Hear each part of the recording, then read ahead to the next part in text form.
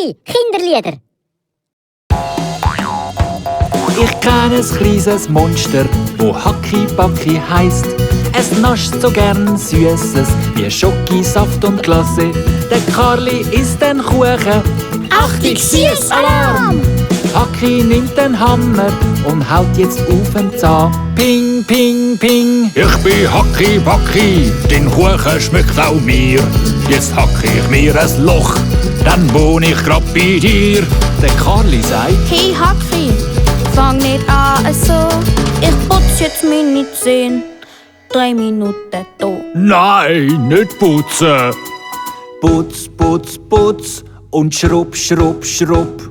Spüle, gurgle, rausgespuckt. Hilfe!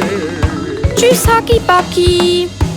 Das kleine, freche Monster hat etwas gerade entdeckt. Auf einem bunten Lolli hat sich's jetzt versteckt. Frieda lutscht den Lolli. Achtung, süß, Alarm! Hacki nimmt den Hammer und haut jetzt auf den Zahn. Ping, ping, ping. Ich bin Hacki-Backi, den Loli schmeckt auch mir.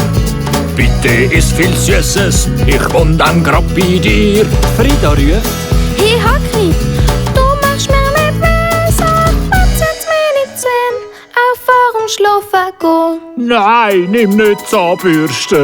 Putz, putz, putz und schrubb, schrubb, schrubb. Spüle, gurgle, rausgespuckt. Tschüss Hacki-Backi.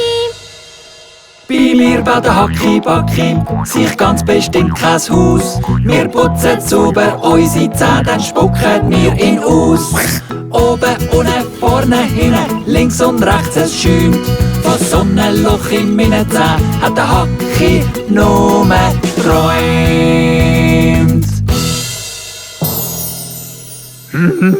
Schade.